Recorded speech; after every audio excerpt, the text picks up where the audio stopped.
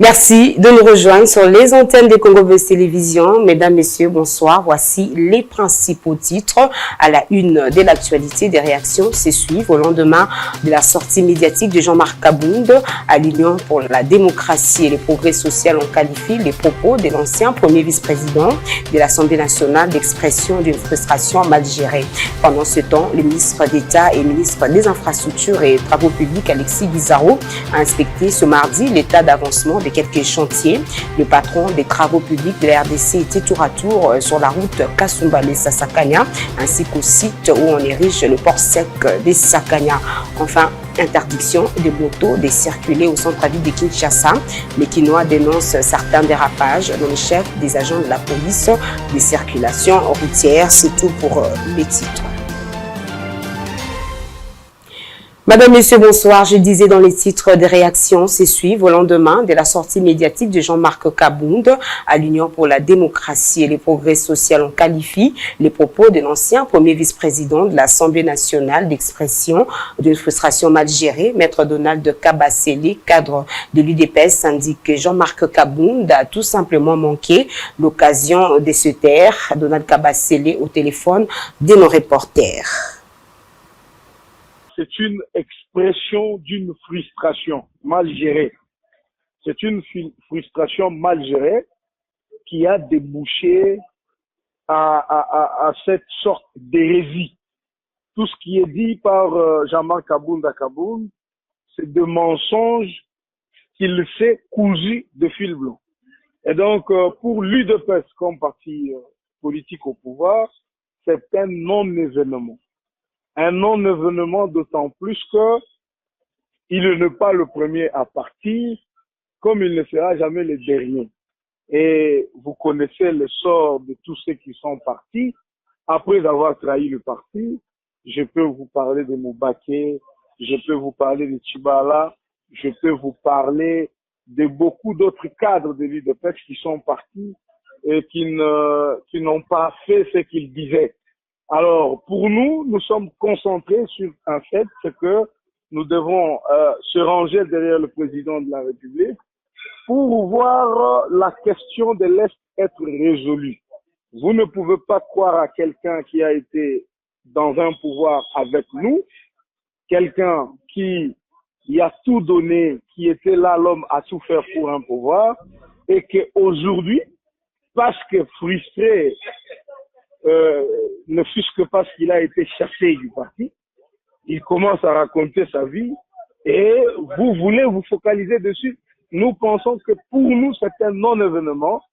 Nous souhaitons bonne chance à M. Kabound, qu'il continue son opposition, il va se mettre aux côtés de Fayoul et des autres.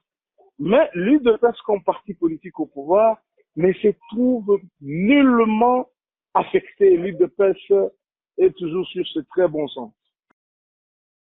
Et puis, en séjour à Lubumbashi, dans la province du Haut-Katanga, le ministre d'État et ministre des Infrastructures et Travaux publics, Alexis Guizarro, a inspecté ce mardi l'état d'avancement de quelques chantiers. Le patron des travaux publics de la RDC était tour à tour sur la route Kasumbalesa-Sakanya, ainsi qu'au site où on érige le port sec des Sakanya et dont les travaux suscitent déjà la satisfaction de la population bénéficiaire. Le reportage de Joël Isselona.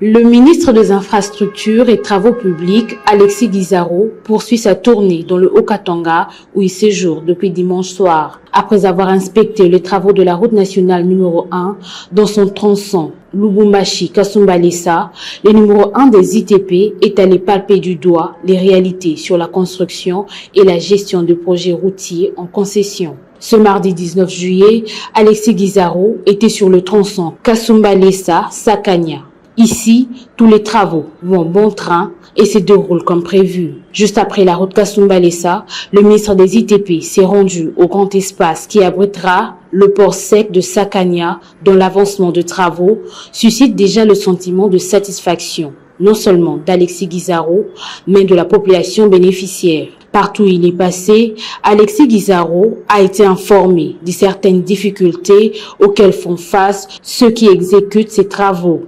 Pour le patron de travaux publics, Toutes les doléances, et particulièrement celles liées à la situation des agents commis au poste des péages, seront prises en compte par le gouvernement central que pilote Jean-Michel Samalukonde Kyenge. Le ministre des ITP a encouragé les ouvriers sur terrain à insister sur le respect de tonnage des véhicules pour ne pas endommager la chaussée avant d'inviter tout un chacun à protéger ses ouvrages. On va se rendre à la Commission électorale nationale indépendante processus électoral. Le rapporteur adjoint de la CENI, Paul Mouindo Moulemberi, a échangé lundi 18 juillet avec le membre de la Commission d'intégrité et médiation électorale, CIME en sigle. Les entretiens ont tourné autour du rôle des médiations que pourra jouer la CIME pour un processus électoral apaisé en RDC. C'était au siège même de la Commission électorale nationale indépendante. Suivez ce reportage. À en croire le coordonnateur de la CIME, les entretiens ont porté essentiellement sur les questions liées au fonctionnement de la CIME, mais aussi au processus électoral en cours. Une démarche qui a trait au rôle des médiations que peut jouer cette institution pour un aboutissement heureux du processus électoral en RDC.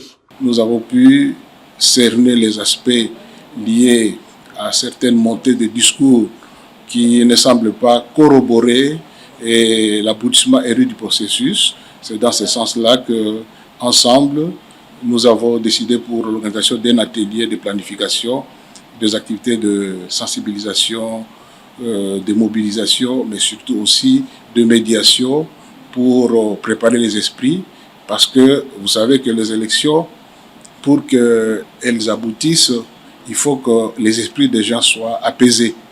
Alors, c'est le travail que la CIME fait et la CIME compte renforcer son accompagnement avec la CENI dans ce sens-là. Et la CENI a préféré aussi nous adjoindre un partenaire important qui est l'EISA, qui a été avec nous dans cet échange de ce matin. À noter qu'un atelier de planification des activités de sensibilisation, mobilisation et médiation sera organisé dans le tout prochain jour, justement pour contribuer au fait que les élections soient organisées de manière apaisée et que les résultats qui en découleront ne puissent ébranler la paix sociale. Éducation, la session ordinaire de l'examen d'État édition 2021-2022 se poursuit sur l'ensemble du territoire national. Dans la province de l'Équateur, 12 078 candidats y prennent part. Le gouvernement provincial a payé les frais de participation pour le peuple autochtone. Le reportage des Bienvenus Yaï. Au total, 12 608 finalisent l'école secondaire répartis dans 41 centres dont 15 à Mbandaka prennent part depuis lundi 18 juillet aux épreuves de l'examen d'État dans la province de l'Équateur. Une particularité pour cette partie de la République, 109 candidats issus des peuples autochtones, communément appelés pygmées, qui se trouvaient en difficulté de paiement des frais de participation, sont pris en charge par le gouvernement provincial. Par ailleurs, à la tête d'une forte délégation nationale composée de 5 superviseurs partis de Kinshasa, l'inspecteur général adjoint Victor Kongolo a déclaré que leur présence à Mbandaka se justifie par les soucis d'assurer un bon déroulement des épreuves. Aujourd'hui, c'est un grand jour pour toute la République démocratique du Congo. Ce qui se passe ici se passe partout. Cela montre que, au niveau national, les soucis étaient là d'organiser cette session. De son côté, Hervé Mungueta Makoulé, directeur provincial de l'EPST Équateur 1, a rendu hommage au chef de l'État Félix Antoine Tshisekedi pour la paix sociale qui a couronné les épreuves du jour. Durant 4 jours, les candidats sont en train d'être soumis aux épreuves relatives à la culture générale, aux cours d'option, à la science et aux langues. Santé à présent, les médecins membres du SINAMED sont déterminés à poursuivre leur mouvement de grève pour la journée du lundi et celle de mardi. 2 hôpitaux, à savoir la clinique quinoise et les centres mères et enfants d'Engaba. Ce syndicat ne réclame rien d'autre que le respect par le gouvernement des engagements contenus dans l'accord du 3 août 2021. On retrouve une fois de plus Joël Isselona. Les médecins affiliés au SINAMED poursuivent avec leur mouvement de grève déclenché officiellement par le secrétaire général de ce syndicat, Dr John Senga. Ce dernier indiquait qu'il s'agit de la polarisation des urgences sur toute l'étendue de la République, à part les provinces sous état de siège. Pour la journée de lundi et celle de mardi, 2 hôpitaux ont reçu les urgences, à savoir la clinique quinoise et le centre mère et enfants de Ngaba. Ici, ce sont les directeurs et les directeurs adjoints et autres professionnels de santé qui assurent les services. Dr Emmanuel Tayaye, secrétaire sectionnaire principal de la section SINAMED au Programme national de la santé au travail, explique quelques détails de cette polarisation des urgences. La polarisation a commencé le 14 juillet. Nous sommes maintenant en format polarisation des urgences. Et pour la journée d'aujourd'hui et du mardi, c'est 2 hôpitaux qui vont recevoir les urgences, entre autres la clinique quinoise où nous sommes. Mais pour ce qui concerne les programmes, parce que au sein de la clinique quinoise, nous avons le PNST, Programme national de santé au travail, le PNEDS, Programme national d'éradication de la dracunculose, et le PNPMS, Programme national de promotion des mutuelles de santé. Là, ce sont le directeur et les directeurs adjoints qui assurent le travail. Les autres médecins affiliés au SINAMED sont en grève. La grève se passant au milieu du travail. Pour ce dernier, ce syndicat ne réclame rien d'autre que le respect par le gouvernement des engagements contenus dans l'accord du 3 août 2021 qui prévoit la montée de grade des médecins, l'obtention de numéros matricules pour les nouvelles unités et l'alignement à la prime des risques. Nous réclamons le respect de l'accord signé entre le bon gouvernemental et les bons syndicats, le protocole d'accord du 3 août avec ses volets administratifs et pécuniaires. C'est vrai que dans le volet administratif, il y a eu une toute petite évolution, dans le volet pécuniaire, une toute petite évolution, mais lorsque nous faisons une évaluation globale, nous sommes à 15%. Il reste encore 85% et nous, les médecins, nous nous sommes dit qu'il faudrait que le gouvernement puisse passer à l'action et non ajouter des promesses sur des promesses non tenues. Visiblement, les médecins membres du SINAMED sont déterminés à mener cette grève jusqu'à ce qu'une solution soit trouvée par le gouvernement. Et puis cette nouvelle, je le disais dans les titres, interdiction des motos de circuler au centre-ville de Kinshasa. Les Kinois montent au créneau. Ils dénoncent certains dérapages dans le chef des agents de la police des circulations routières. Le reportage signé Jemima Bolumbu. Il est constaté depuis plusieurs mois déjà la chasse aux sourcières à l'égard des motards exerçant dans la commune de la Gombe à Kinshasa. Ces phénomènes consistent à traquer les motocyclistes franchissant la ligne rouge qui est les centres-villes de la capitale, la Gombe. Exaspérés par cette situation, plusieurs Kinois sont montés au créneau pour dénoncer le phénomène dit Mbata. Nous ne comprenons plus le travail de la police des circulations routières qui se livre, comme vous pouvez le constater, à la pratique communément appelée Mbata, ici en ville, en pourchassant chaque jour les motards sur des motos privées. Ces derniers troublent la quiétude dans les avenues, alors que la police a pour rôle de sécuriser la population et ses biens, contrairement à ces derniers qui s'évertuent dans la tracasserie. C'est pitié.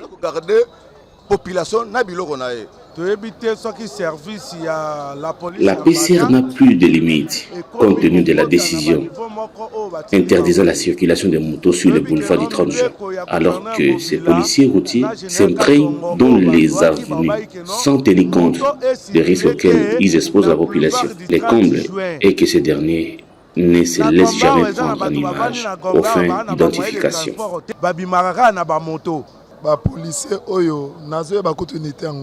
Nous ignorons décidément de quelle unité il s'agit. Ils vont au-delà même du service qu'ils devraient réaliser.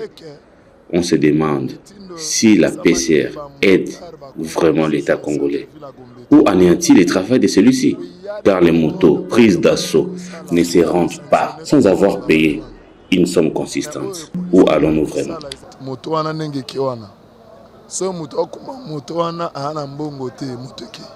Il sied de rappeler qu'il y a bien longtemps, le bourgmestre de la commune de la Gombe à Kinshasa avait signé un communiqué officiel dans lequel il interdit la circulation à des fins commerciales de motos.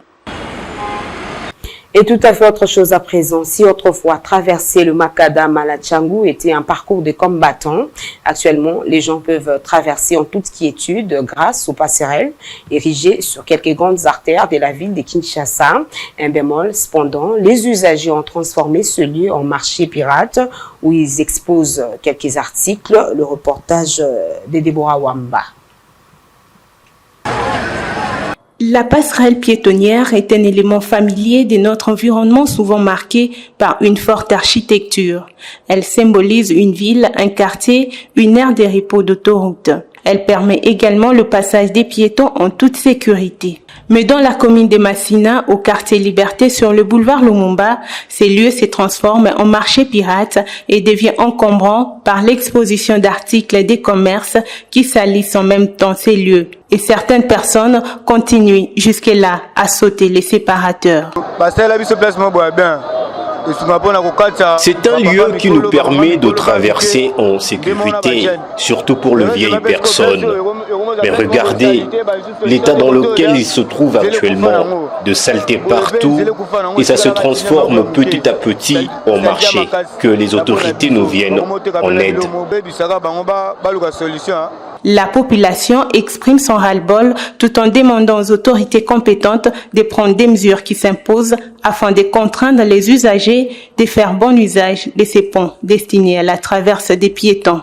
Le gouvernement doit sensibiliser la population par les affiches, publicités, afin de leur permettre de cerner l'importance d'une passerelle, ainsi que le risque qu'il y a à sauter les séparateurs, mais aussi expliquer la population que ce n'est pas un lieu de commerce.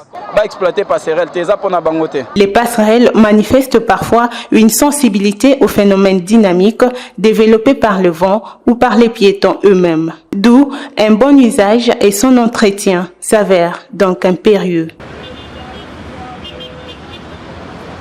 Et en sport, pour terminer, le président intérimaire de la Fédération congolaise de football association, Donatien Chimanga, pointe du doigt accusateur le président démissionnaire, Constant Omari Selemani. Pour lui, Constant Omari Selemani est à la base de la mégestion constatée au sein de cette fédération. Déclaration faite dans une interview accordée à la presse lundi et 18 juillet. Les détails avec Daniel Kamboa. L'argent de Covid-19. C'était arrivé pendant que le comité exécutif n'était pas au courant. Mais un des sociétaires m'avait téléphoné, que je ne peux pas citer son nom, pour dire pourquoi l'argent est venu autant et vous me donnez 6 000. 6 000, ça veut faire quoi? Parce que le développement du football commence par la base. Le président a tonné sur moi comme un petit enfant. Il m'a dit, je dois connaître le nom de celui qui t'a dit et tu dois me montrer des preuves. Le lendemain, je suis parti. Il a appelé son financier et moi-même. On était là, lui. Il a commencé à parler. Et quand je suis parti, j'ai tiré 36 pages le règlement d'utilisation de cet argent. Dans le règlement, il y avait le personnel. Nous-mêmes, on était là. Et le reste qu'il devait faire aux sociétés partout où il devait donner. Et en me montrant, j'ai dit, président, ces documents allaient être présentés au comité exécutif. Je suis seul ici. Je ne sais rien dire. Tout ça, j'en ai. Ça se trouve dans la réglementation. Où se trouve la part des personnels, où se trouve notre part. Il a dit que vous n'êtes pas concerné dans cet argent. Je l'ai dit tout haut, vous n'êtes pas concerné dans cet argent. Ce qui est grave, et je vais vous dire aujourd'hui, on nous a bloqué l'aide. Si dans la réunion de la FIFA, on suspend la fédération, on va suspendre même les équipes représentatives, même les équipes nationales. Je lance un appel à lui-même qui a utilisé cet argent pour qu'il puisse faire le mien de gestionner cet argent parce que le pire va arriver. Ce journal est terminé, mais avant de nous quitter, le rappel des titres, des réactions se suivent au lendemain de la sortie médiatique de Jean-Marc Kabound à l'Union pour la démocratie et le progrès social. On qualifie les propos de l'ancien vice-président de l'Assemblée nationale d'expression d'une frustration mal gérée. Pendant ce temps, le ministre d'État et ministre des Infrastructures et Travaux publics, Alexis Guizarro, a inspecté ce mardi l'état d'avancement de quelques chantiers. Le patron des travaux publics de la RDC était tour à tour sur la route Kassou Sumbalissa, Sakania, ainsi qu'au site où on érige le port sec de Sakania. Enfin, interdiction des motos de circuler au centre-ville de Kinshasa. Les Kinois dénoncent certains dérapages dans le chef des agents de la police des circulations routières. Voilà ce qui vient complètement boucler cette session d'information sur les antennes des Congo Buzz Télévision. L'information est en continu sur notre site internet www.congobuzz.net, mais également sur notre chaîne YouTube. Au revoir.